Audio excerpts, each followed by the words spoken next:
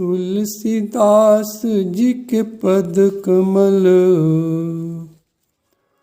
बारंबार मनाए। गुण गावों सिय राम के, हनुमत हो सहाय, हनुमत हो सहाय। लेत सदा सुधि दीन की, सहज दया के धाम, सहज दया के धाम। जननी जनक इस दास के, जननी जनक इस बालक के। हैं प्रभु सीताराम, हैं प्रभु सीताराम। जय सिया राम, जय जय सिया राम। भगवान की विशेष कृपा से आप लोग आरण्य कांड में मारीच के वध का प्रसंग सुन रहे हैं। मारीच को जब भगवान राम ने कठिन सर मारा तो मारीच जमीन पर गिर पड़ा और गिरते हुए भी मारीच ने लक्ष्मण कर प्रथमहि लय नामा, लक्ष्मण को पुकार रहा है। देखो लक्ष्मण वैराग्य हैं। मरते समय हम लोगों की यही तो खराब स्थिति होती है कि आसक्ति बनी रहती है, देह गेह पर वैराग्य नहीं हो पाता है। लेकिन मारीच कितना भाग्यशाली है कि लक्ष्मण को पुकार रहा है, यानी वैराग्य धारण कर रहा, वैराग्य को पुकार रहा है, जिससे उसकी मृत्यु मंगलमयी हो गई। उसके बाद राम जी को मन में स्मरण कर रहा है। उसकी ऐसी मंगलमय मृत्यु को देखकर देवता आकाश से फूल बरसा रहे हैं और प्रभु की प्रशंसा कर रहे हैं कि प्रभु ने एक असुर को भी ये गति दी जो बड़े बड़े योगियों को नहीं मिल पाती है। लक्ष्मण जी का नाम जब सीता जी ने अपनी कुटी से सुना तो घबरा गई। आरत गिरा सुनी जब सीता, कहे लक्ष्मण सन परम सभीता, परम सभीता। सीता जी ने स्वर्ण मृग पाने के लिए राम जी को भेजा था। अतः सोच रही हैं कि कुछ पाने के चक्कर में मैं राम को न खो बैठूं। कैसा सीता जी का पतिव्रत धर्म का चित्रण तुलसीदास जी कहते हैं। बाबा पतिव्रता स्त्री का स्वभाव का चित्रण कितना सुंदर ढंग से कर रहे हैं कि आरत गिरा, अरे पत्नी तो वही है। पति ने क्या कहा, पतिव्रत धर्म तो यही है कि पति संकट में हो तो उसके निवारण के लिए तुरंत उपाय किया जाए। तो सीता जी ने सुना लक्ष्मण का नाम, वो भी बड़े दुखी शब्दों में, तो वो समझ गए, मालूम पड़ता है कि हमारे पति राम किसी संकट में फंस गए हैं, किसी राक्षसों के चक्कर में संकट में फंसे हुए हैं। तो कहे लक्ष्मण सन परम सभीता, और बड़ी डर रही हैं भय के लक्षण उनके शरीर में उत्पन्न हो गए और लक्ष्मण से और शरीर कांपने लगा, आंसू बहने लगे ये आर्त वचन सुनकर, और कहने लगी, लक्ष्मण तुम्हारे भाई मालूम पड़ता राक्षसों के पंजे में आ गए हैं, वे रक्षा की पुकार कर रहे हैं, जाओ अपने भाई की रक्षा करो। सीता जी की असंभव बात सुनकर लक्ष्मण को हंसना आ गया कि आज माता क्या कह रही है, क्या कह रही हैं कि जिनकी केवल भ्रकुट मात्र हिल जाने से महाप्रलय हो जाता है, उन राम को बहुत भली भांति जानने वाली माता सीता आज कह रही राम पर संकट पड़ा हुआ है। लक्ष्मण जी हंसकर कहने लगे, माता भ्रकुटि विलास सृष्टि लय होई, सपने संकट परई की सोई। माता जागृत छोड़ दो, स्वप्न में भी संकट उनके सामने नहीं आ सकता। क्यों?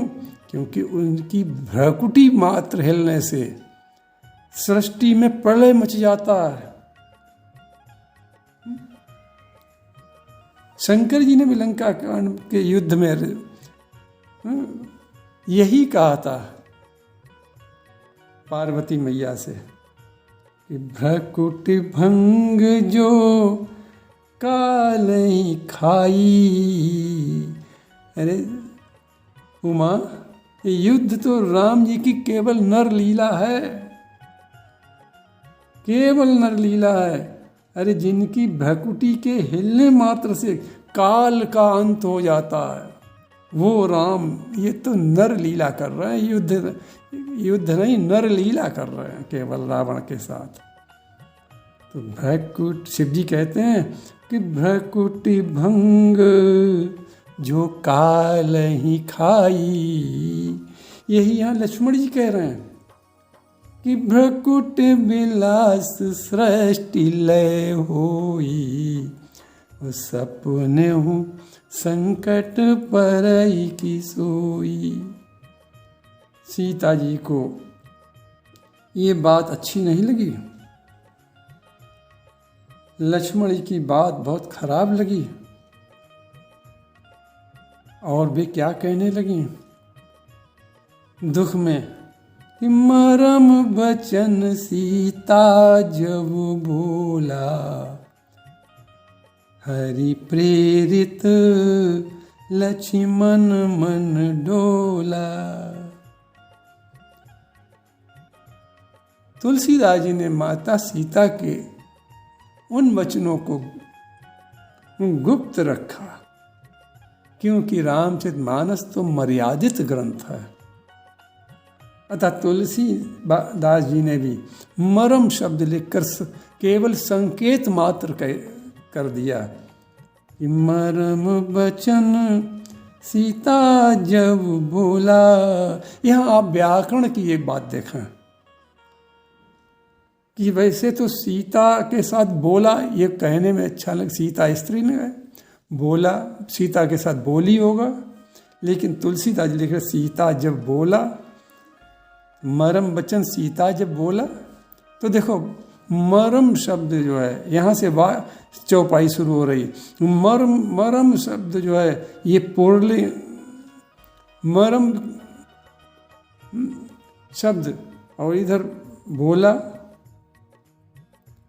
तो मरम वचन फिर से समझ लें आप, सीता जब बोला, तो यहाँ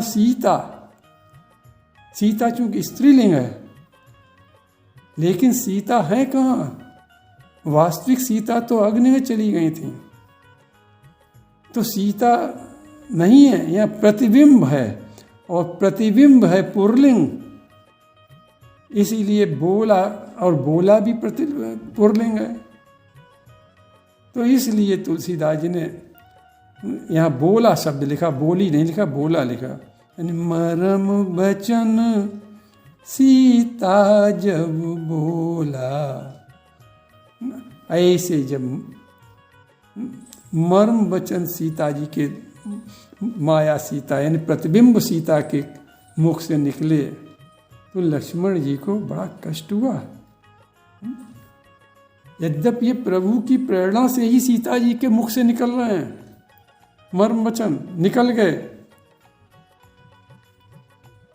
तो लक्ष्मण जी का मन थोड़ा कष्ट में आ गया।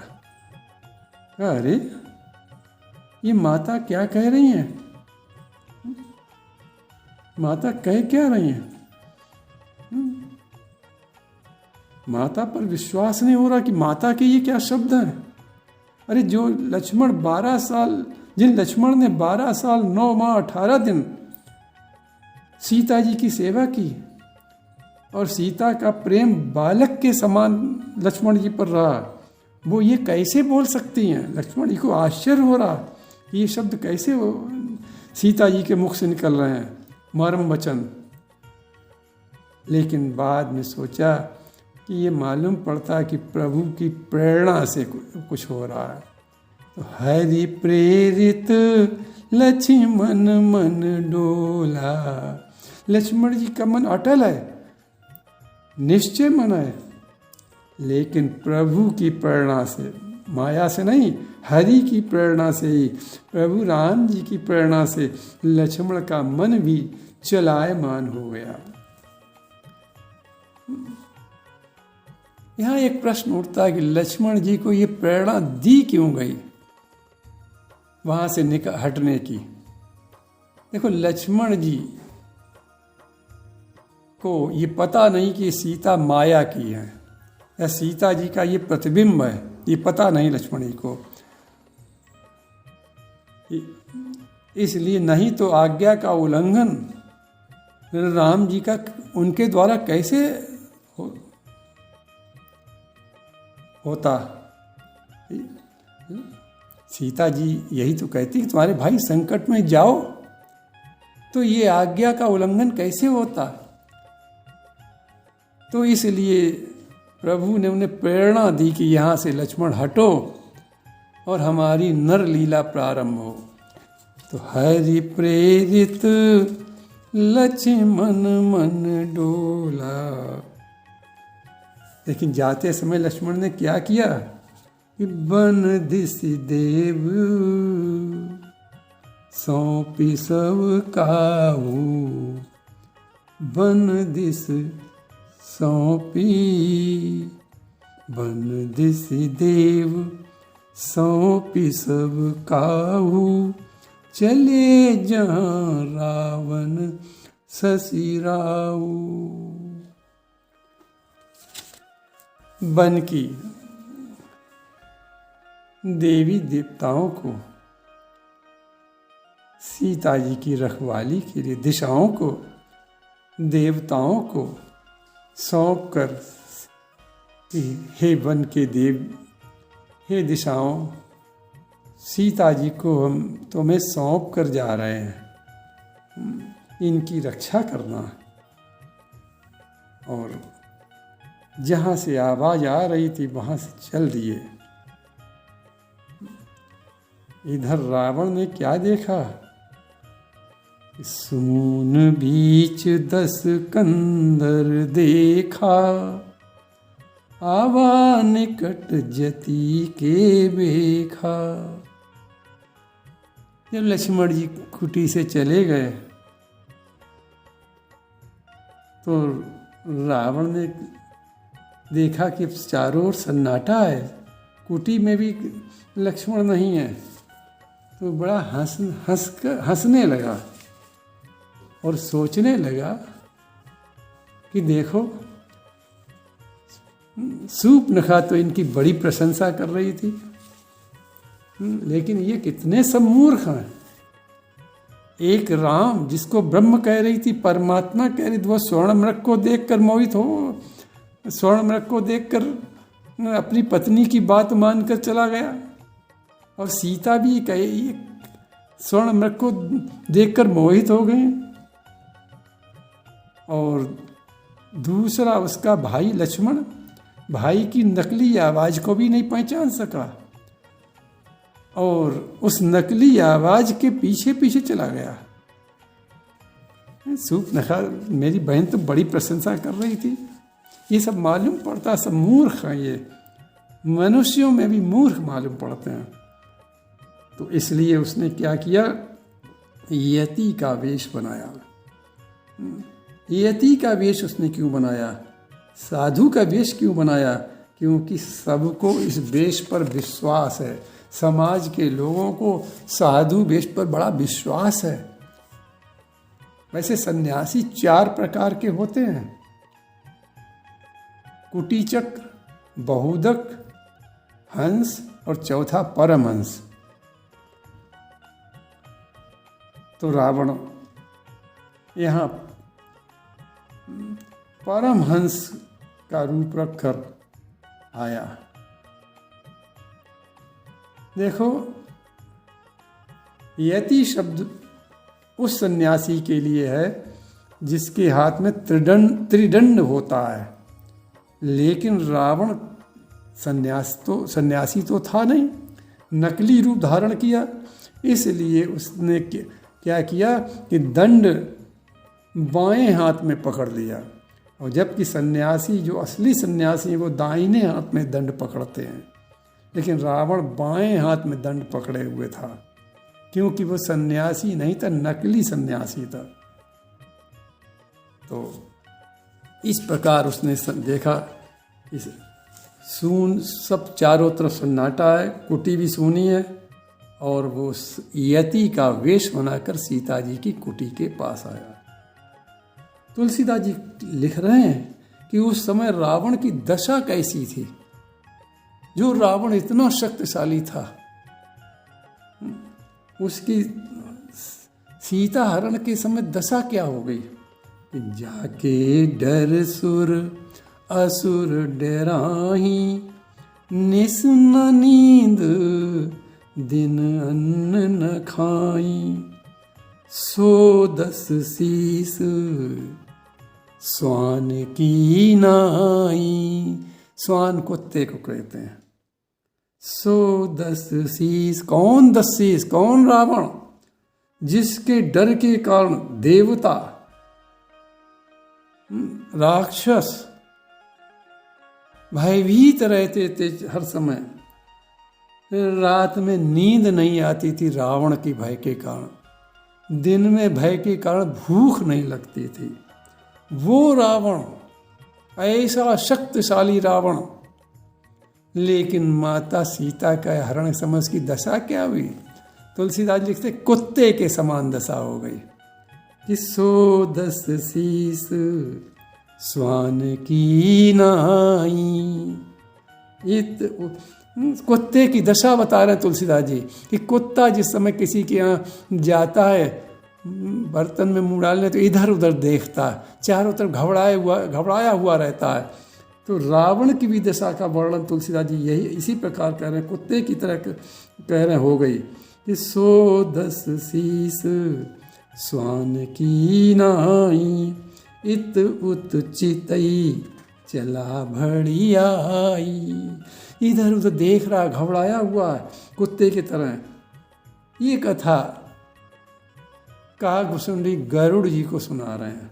तो कह रहे हैं गरुड़ जी, काकभूषुंडी जी कह रहे हैं गरुड़ जी देखो, जब कुपंथ पर कोई चलता, कुमार्ग पर कोई चलता है, तो उसकी यही दशा होती है। उसके शरीर में न तेज रहता है, न तन पर शक्ति दिखाई देती है, बुद्धि और बल का हरण हो जाता है, बुद्धि बल समाप्त हो जाते हैं।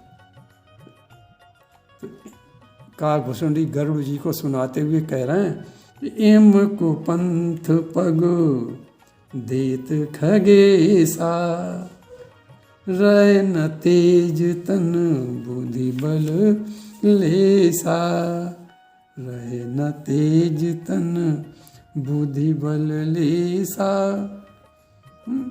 तो इसलिए जब कुपंथ पर कोई कुमार्ग पर चलता है तो उसके शरीर की ये दशा हो जाती है, तेज चला जाता है, बुद्धि बल का ह्रास हो जाता है। और सीता जी की चोरी के कुमार्ग पर चल रहा रावण। तभी तो उसके लिए कहा कि रे त्रिय चोर कुमार्ग गामी। और हनुमान जी सत्कर्म के लिए गए थे, माता सीता का पता लगाने के लिए गए। तो माता सीता क्या कहती हैं? हनुमान जी की स्थिति कितनी सुंदर थी उस समय। देखी बुद्धि बल निपुण कपि, कहो जान की जाओ। बल की, हनुमान जी का बल और ज्यादा बढ़ रहा था। बुद्धि की क्षमता सीता जी ने देखी बहुत अपार है।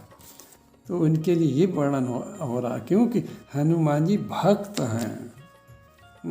तो भक्त की ये दशा, और रावण की कुत्ते की उपमा देकर समझा रहे हैं तुलसीदास जी कि रावण गया तो भिक्षुक होकर, लेकिन चोरी करने के लिए गया। तो एक यहाँ संदेश मिलता है, भारतीय संस्कृति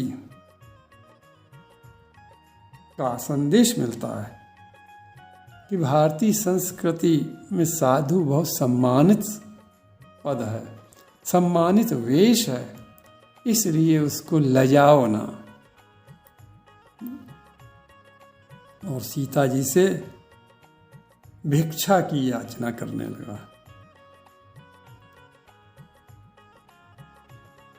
और सीता जी ने जब भिक्षा देने में अपनी असमर्थता प्रकट की,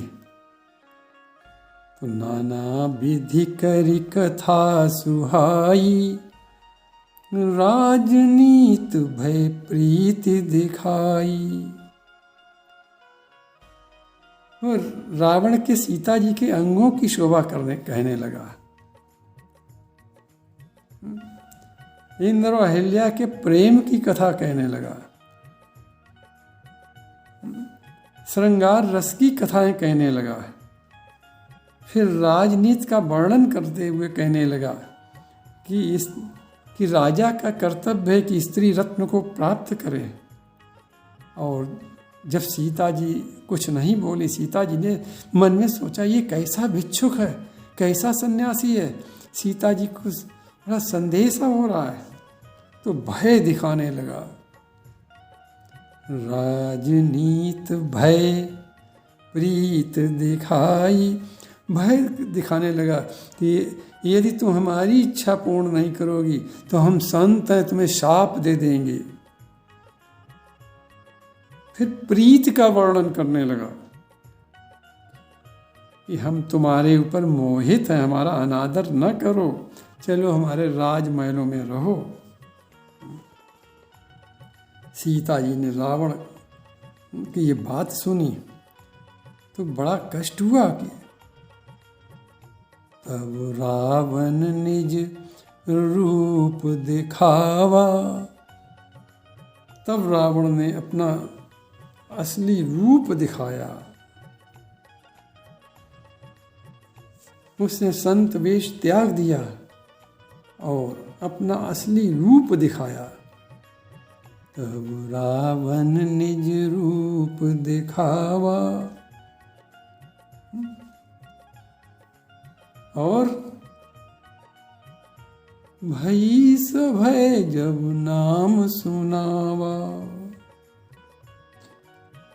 सीता जी ने रावण का नाम सुना था कि बड़ा दुष्ट है, तो नाम सुनते ही सीता जी डरने लगी और बड़ी हिम्मत कह के कहने लगी, कहे सीता धरी धीरज गाढ़ा, आई गए प्रभु रहु खल ठाड़ा।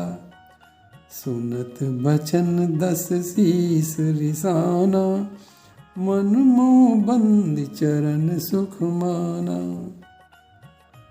सीता जी ने बड़े धैर्य करके कहा, अरे दुष्ट तू खड़ा रहा है, प्रभु आ गए। अरे सिंह की स्त्री को खरगोश चाहे, कैसे प्राप्त हो सकती है? तू तो खरगोश है। ये सुनते ही रावण बड़ा क्रुद्ध हुआ। रावण के मन में बड़ी शंका थी कि ये राम क्या राजा का पुत्र, ये भगवान है।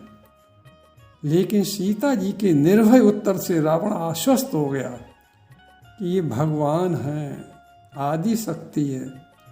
आदि शक्ति जय जग उपजाया, ये वही है। तो उसने निर्णय किया कि प्रभु सर प्राण तजे भवतरम। और रावण आनंदित हो गया मन ही मन, और उसने मन ही मन सीता जी के चरणों की वंदना की। अब कहेंगे यह शंका यहाँ आपके दिमाग में आ सकती है कि सुंदरकांड में फिर तलवार सीता पर क्यों उठा रहा था? अरे ये तो उसका नाटक था केवल। सीता जी को मारने की कभी इच्छा नहीं थी। उसका राम विरोध का नाटक कर रहा था केवल। तो इसलिए वो सब नाटक कर रहा था। तो क्रोधवंत तब रावण लीनस रथ बैठाए, और चला गगन पथ आतुर, भय रथ हाँक न जाए। तब थोड़ा क्रोध करके रावण ने सीता को स्पर्श नहीं करना चाहता था, लेकिन फिर भी उसे करना पड़ा सीता जी को ले जाए, इसलिए उसे क्रोध आया। क्रोधवंत तब रावण। देखो, रजोगुणी व्यक्ति और तमोगुणी व्यक्ति अपनी माता का बंधन तो करते हैं, लेकिन जब उनकी इच्छा पूरी नहीं होती है तो वो भी क्रोध करते हैं। अतः रावण ने भी यही किया। अतः क्रोध में भरकर रावण ने उन्हें रथ पर बैठा लिया और भय से कांप रहा है कि कहीं राम ना आ जाए, क्योंकि सीता जी ने कहा था उससे कि आई गयो प्रभु खल रहे ठाड़ा। अरे प्रभु आ गए हैं। इसलिए रावण का शरीर शिथिल पड़ गया, हाथ काम नहीं कर रहे हैं। तो तुलसीदास जी लिख क्या रहे हैं कि चला गगन पथ आतुर, भय रथ हाँक न जाए। राम जी के आने के भय के कारण उससे रथ नहीं चलाया जा रहा है। और सीता को रथ में बैठाकर रावण लंका की ओर चल पड़ा। बस आज का कथा का विश्राम यही। प्रभु के चरणन में सदा पुण्य पुण्य करूं प्रणाम, यही कहूँ भूलूं नहीं मेरे प्रियतम राम। तुलसी